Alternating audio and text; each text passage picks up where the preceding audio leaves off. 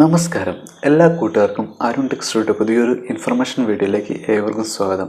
Kerala public service commission +2 level common prelims എക്സാമിനേഷൻ്റെ ഡേറ്റും കാര്യങ്ങളും കൺഫർമേഷൻ കൊടുക്കേണ്ട ഡേറ്റും കാര്യങ്ങളും അവർ ഒഫീഷ്യൽ വെബ്സൈറ്റിൽ അപ്ഡേറ്റ് ചെയ്തിട്ടുണ്ട്. അപ്പോൾ അതിനകത്ത് എന്തൊക്കെ കാര്യങ്ങളാണ്, എന്തൊക്കെ ഇൻസ്ട്രക്ഷനാണ് വരുന്നത് എന്നതാണ് ഞാൻ ഈ വീഡിയോ നിങ്ങളുമായിട്ട് ഷെയർ ചെയ്യാൻ പോകുന്നത്.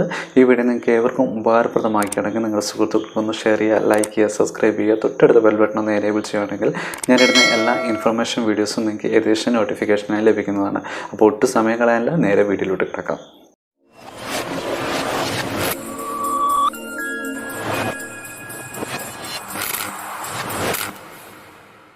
പ്രിലിംസ് എക്സാമിന് വേണ്ടിയിട്ട് കൺഫർമേഷൻ കൊടുക്കേണ്ട സ്റ്റാർട്ടിംഗ് ഡേറ്റ് വന്നിരിക്കുന്നത് 23/5/2022 മുതൽ 11/6/2022 വരെയാണ് നമുക്കിതിൻ്റെ ഡേറ്റ് വരുന്നത്. പ്രത്യേകം ശ്രദ്ധിക്കുക, 11/6/2022 ആയിരിക്കും ഇതിൻ്റെ ലാസ്റ്റ് ഡേറ്റ് വരുന്നുണ്ടാവുക. അപ്പോൾ ഇതിനകത്ത് എന്തൊക്കെയാണ് സ്പെഷ്യലായിട്ട് അവർ ഇൻസ്ട്രക്ഷൻ കൊടുത്തിരിക്കുന്നത് എന്ന് നമുക്കൊന്ന് ചെക്ക് ചെയ്യാം. ഇതിൻ്റെ സിലബസും കാര്യങ്ങളെല്ലാം വിശദമായിട്ടുള്ള ഡീറ്റെയിൽസ് കേരള പബ്ലിക് സർവീസ് കമ്മീഷൻ്റെ ഒഫീഷ്യൽ വെബ്സൈറ്റിൽ അവർ അപ്ഡേറ്റ് ചെയ്തിട്ടുണ്ട്. അപ്പോൾ തന്നെ സെക്കൻഡ് കാറ്റഗറി ആയിരിക്കുന്നത് ഇതിന് എത്ര മാർക്കാണ് വരുന്നത് എന്ന് ചെക്ക് ചെയ്യുന്നുണ്ടെങ്കിൽ 100 മാർക്കിലായിരിക്കും നമുക്ക് ഇതിനകത്ത് ക്വസ്റ്റ്യൻസും കാര്യങ്ങളും വരുന്നുണ്ടാവുക. അതുപോലെ തന്നെ നമ്മൾ എക്സാമിനേഷൻ എഴുതുന്ന മീഡിയം വരുന്നത് 3 രീതിയിലാണ്: മലയാളം, അതുപോലെ തന്നെ തമിഴ്, അതുപോലെ തന്നെ കന്നഡ. ആ 3 ലാംഗ്വേജിൽ നമുക്ക് എക്സാമിനേഷൻ നമ്മുടെ ക്വസ്റ്റ്യൻ പേപ്പർ നമുക്ക് അവൈലബിൾ ആയിരിക്കും വരുന്നുണ്ടാവുക. അതുപോലെ തന്നെ എക്സാമിനേഷൻ ടൈം വരുന്നത് 1.5 മണിക്കൂറായിരിക്കും ടൈം വരുന്നുണ്ടാവുക. 1 മണിക്കൂറും 15 മിനിറ്റും ആയിരിക്കും ടൈം വരുന്നുണ്ടാവുക. അതുപോലെ തന്നെ എക്സാമിനേഷൻ എങ്ങനെയാണ് ഉള്ള പരീക്ഷ രീതി വരുന്നതെന്നാൽ OMR രീതിയിലായിരിക്കും എക്സാമിനേഷൻ വരുന്നുണ്ടാവുക. അതുപോലെ തന്നെ നമുക്ക് ഒന്നിലധികം തസ്തികകൾ അപേക്ഷിച്ചിരിക്കുന്ന ഉദ്യോഗാർത്ഥികൾ ഉണ്ടെങ്കിൽ അവർ പ്രത്യേകം ആയിരിക്കണം സ്ഥിരീകരണം നടത്തേണ്ടത്. കൺഫർമേഷൻ കൊടുക്കേണ്ടത് ഓരോ എക്സാമിനേഷനും പ്രത്യേകമായിട്ടായിരിക്കണം കൺഫർമേഷൻ കൊടുക്കേണ്ടത്. അതുപോലെ തന്നെ അടുത്തൊരു അപ്ഡേഷൻ പറയുന്നതിനാൽ നമ്മുടെ ക്വസ്റ്റ്യൻ പേപ്പർ എങ്ങനെയായിരിക്കണം, നമുക്ക് ഏതാണ് ലാംഗ്വേജ് സെലക്ട് ചെയ്യുന്നത് ആ ലാംഗ്വേജിലായിരിക്കും നമ്മുടെ ക്വസ്റ്റ്യൻ പേപ്പർ വരുന്നുണ്ടാവുക. ഇപ്പം നമുക്ക് മലയാളമുണ്ട്, തമിഴുണ്ട്, അതുപോലെ തന്നെ കന്നഡയുണ്ട്. ആ ലാംഗ്വേജ് നമുക്ക് കറക്റ്റായിട്ട് സെലക്ട് ചെയ്യണം എന്ന് പറയുന്നുണ്ട്. അതുപോലെ തന്നെ നമ്മൾ സ്ഥിരീകരണം കൊടുക്കുന്നതിനാൽ നമ്മുടെ എക്സാമിനേഷൻ എഴുതുവാൻ ആഗ്രഹിക്കുന്ന ഡിസ്ട്രിക്റ്റിൽ അല്ലെങ്കിൽ നമ്മുടെ സ്വന്തം ഡിസ്ട്രിക്റ്റിൻ്റെ അത് കറക്റ്റായിട്ട് തന്നെ അപ്ഡേറ്റ് ചെയ്യണം. കാരണം നമുക്ക് ഒരു കാരണവശാലും നമുക്ക് പരീക്ഷയുടെ ഡേറ്റ് കാര്യങ്ങൾ വന്നിട്ടുണ്ടെങ്കിൽ ക്വസ്റ്റ്യൻ പേപ്പറിൻ്റെ ലാംഗ്വേജ് ചേഞ്ച് ചെയ്യാനോ, അതുപോലെ തന്നെ നമ്മൾ അപ്ഡേറ്റ് ചെയ്തിരിക്കുന്ന ഏതാണ് ഡിസ്ട്രിക്റ്റ് വരുന്നത് ആ ഡിസ്ട്രിക്റ്റ് അല്ലെങ്കിൽ ഏതാണ് താലൂക്ക് വരുന്നത് താലൂക്കിൻ്റെ അപ്ഡേഷൻ നമുക്ക് അപ്ഡേറ്റ് ചെയ്തിട്ടുണ്ടെങ്കിൽ അതൊരിക്കലും ചേഞ്ച് ചെയ്യാനാവത്തില്ല എന്ന് കറക്റ്റായിട്ടുള്ള അവരുടെ അപ്ഡേഷൻ അവർ പറഞ്ഞിട്ടുണ്ട്.